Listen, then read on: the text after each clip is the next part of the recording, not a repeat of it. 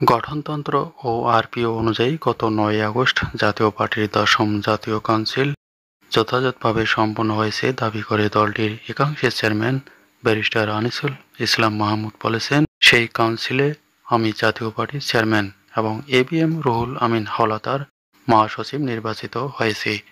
আমরাই এখন জাতীয় পার্টির বৈধ নেতৃত্ব। শনিবার রাজধানীর গুলশানে আয়োজিত জাতীয় পার্টির জরুরি সংবাদ সম্মেলনে তিনি এসব কথা বলেন।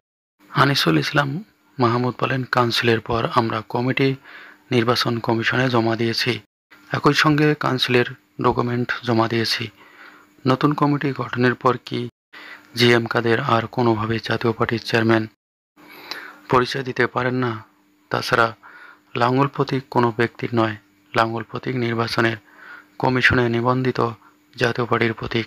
তাই আইন ও গঠনতন্ত্র অনুযায়ী আমাদের নেতৃত্বই জাতীয় পার্টির একমাত্র বৈধ নেতৃত্ব এবং লাঙ্গল প্রতীকের একমাত্র দাবিদার। ঢাকায় সফররত ইউরোপীয় পার্লামেন্টারি প্রতিনিধি দলের সঙ্গে বৈঠক করেছে বিএনপি। শনিবার সকাল 10টা থেকে গুলশান বিএনপি চেয়ারপারসনের কার্যালয়ে বৈঠক শুরু হয়ে চলে সকাল 11টা 10 মিনিট পর্যন্ত। বিএনপির মিডিয়া সেলের অন্যতম সদস্য শাহরুল কবির খান বিষয়টি জানান। ইউরোপীয় ইউনিয়ন ডেলিগেশন টু বাংলাদেশ থেকে বৈঠকে উপস্থিত ছিলেন নির্বাচন পর্যবেক্ষণ ও ফলো-আপ বিশেষজ্ঞ mister Ricardo Cheleri, Mette Bakken, Manuel Wally এবং deputy head of delegation Baiba Zarina.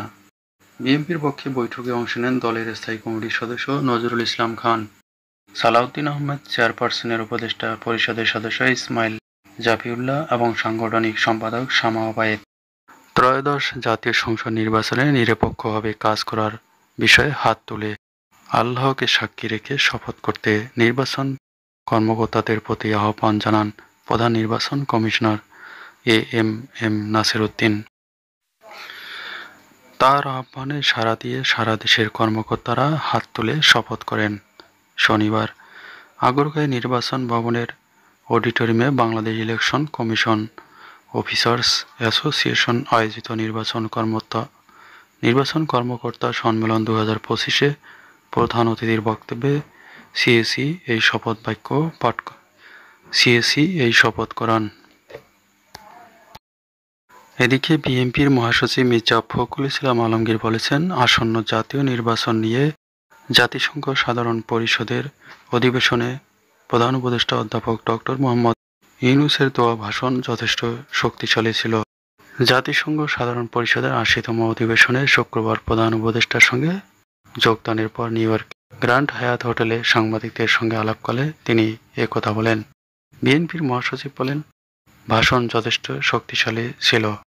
সাম্প্রতিক দিনগুলোতে তিনি এসব বিষয়ে বারবার উল্লেখ করেছেন। এ বিষয়ে রাজনৈতিক দলগুলোর কোনো সন্দেহ নেই। আমরা নিশ্চিত যে নির্বাচন ফেব্রুয়ারিতেই হবে। নির্বাচনের আগেই নির্বাচন কমিশনের স্বচ্ছতা ও নিরপেক্ষতা প্রশ্নবিদ্ধ হয়ে যাচ্ছে বলে মন্তব্য করেছেন এনসিপির উত্তরাঞ্চলের মুখ্য সংগঠক সার্জিস আলম। শনিবার দুপুরে পঞ্চগড় জেলা শহরে মকবুলা রহমান সরকারি কলেজে এক বিতর্ক উৎসবে গণমাধ্যম কর্মীদের সামনে তিনি এই মন্তব্য করেন। সার্জিস আলম বলেন, নির্বাচন কমিশন সর্বশেষ বলেছে তারা শাপলা প্রতীক দেবে না, এর কারণও ব্যাখ্যা করবে না। আসলে তাদের কাছে যৌক্তিক আইনগত কোনো কারণ নেই, এজন্য তারা ব্যাখ্যা করতে পারছে না।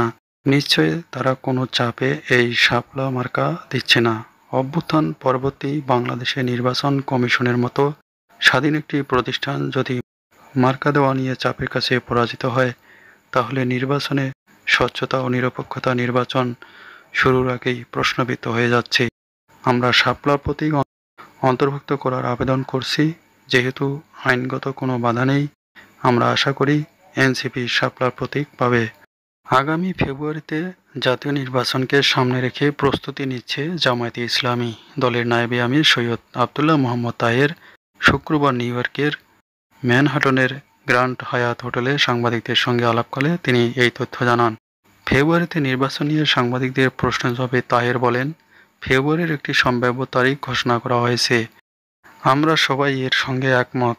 আমরাও প্রস্তুতি নিচ্ছি, তবে কিছু গুরুত্বপূর্ণ বিষয় আগে সমাধান করতে হবে। যেমন জুলাই সনদের বিষয়ে আমরা একমত হয়েছি, কিন্তু বাস্তবায়ন না হলে সেখানে ঐক্যমতের কোনো বাস্তবতা থাকবে না।